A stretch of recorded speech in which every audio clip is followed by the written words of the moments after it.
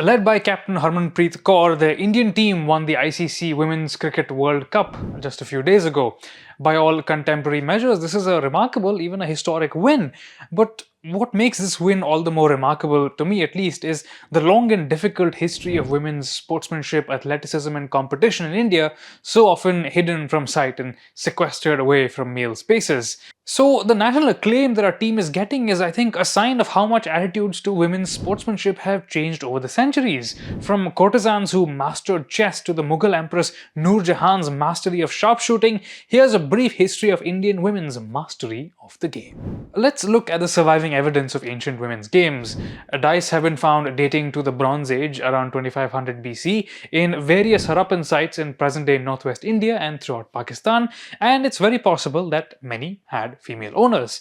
Now, the Vedic texts, which were composed a while later, have only scattered references to women's games. The Sangam literary corpus, which was composed in present-day Tamil Nadu between 300 BC to 300 CE, is more illuminating. References to women's games are usually tangential to a broader theme of a king's power or the woman's love for a man, but we still hear of ball games and, very intriguingly, of women taking part in poetic competitions. Now, this art form is very far from a popular sport in India today, but in ancient India, poetry was competitive, it was public, and it required great skill and training.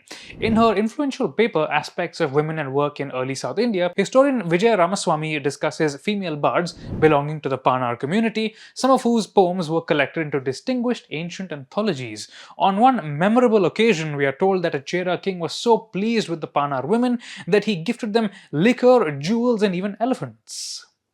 Now, as the civilizations of the subcontinent grew more urban and complex, our sources grew more cacophonous. In her paper, Some Games in Ancient India, historian Janine Aboye spent some time discussing dice games in the early century CE. Now, by far the most popular of these games was Chaturanga, or the Indian chess, which, unlike today's chess, was partially a game of chance played with dice. A repeated trope both in classical Sanskrit drama and the Buddhist Jatakas is the virtuous man who is down on his luck after gambling his fortune away. But where did these men gamble and with whom? The Kama Sutra has this to say about courtesans searching for the ideal client. Quote, he is fond of crowds, salons, theatrical performances, parties, and all kinds of games. Now, elite courtesans didn't really rely on gambling for their income, but this wasn't necessarily the case for all courtesans and their hangers-on, which brings up the other intriguing possibility that the women of the courtesans' district, who were so often sneered at in the Brahminical literature, were some of India's earliest chess grandmasters.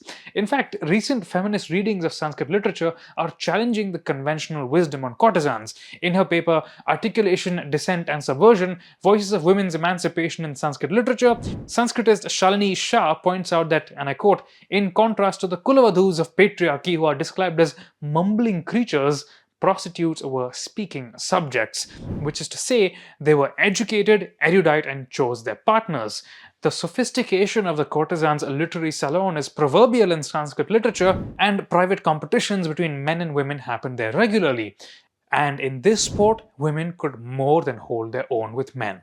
Shah cites another scholar who notes, quote, in the presence of the king, among scholars, and on meeting with the courtesans, even an eloquent man is embarrassed as fear intimidates his heart. It's a shame that the outcomes of courtesans' poetry competitions have not survived. From the late medieval period onwards, we begin to see elite women excelling in more physical activities as well, especially in traditionally male behavior such as horse riding and sharpshooting. The evidence for working women's sports and games, unfortunately, is as patchy in this period as ever. In her book, The Tale of the Horse, A History of India on Horseback, Yashaswini Chandra observes that while patriarchal norms prevented elite women from riding in public, there was nothing to prevent them from riding in private, so they most likely learned from each other within the zenana quarters. She provides a few intriguing examples to support her case. Early Mughal women who came from the Turco-Mongol societies of Central Asia were proficient riders, but so were their unrelated contemporaries to the south. Take the famous Deccan queen Chand Bibi of Ahmednagar, who during her lifetime lifetime was well regarded for her erudition and strong will. In many ways, Chand Bibi was the original Rani of Jhansi character, memorialized for defeating invaders and remembered as a figure on horseback. While Chand Bibi famously repelled a Mughal attack on Ahmednagar in 1596, she wasn't riding a horse on the battlefield, but about a century later, in the Mughal-dominated Deccan, Chand Bibi was depicted in the style of aristocratic Hyderabadi women, and I quote Chandra here, out hawking on horseback either alone or accompanied by other women.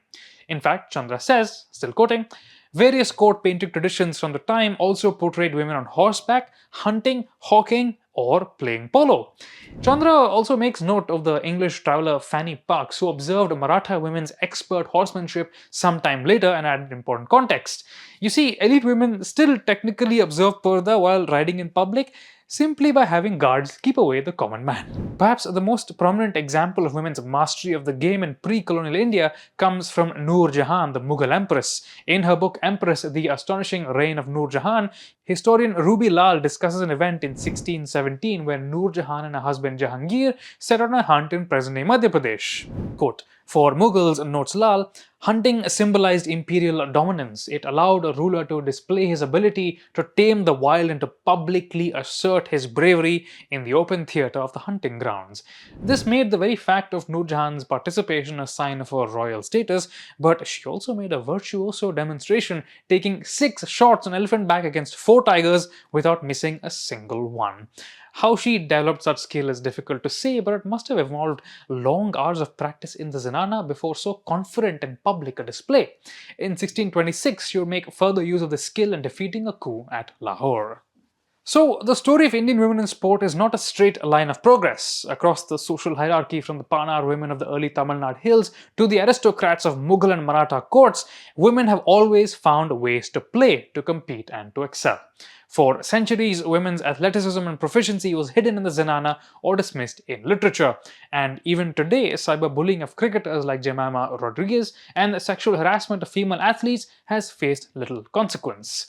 As with so much else in Indian civilization, every generation and every win pushes the boundary further and further. The hope for the future is that women will no longer need to fight for visibility or justice, but will be celebrated simply as athletes. If you have questions or comments, we'd love to hear them. Follow us everywhere on social media. You can find me on Instagram at Anirudh and on Twitter at Kanisetti. We'll see you next week.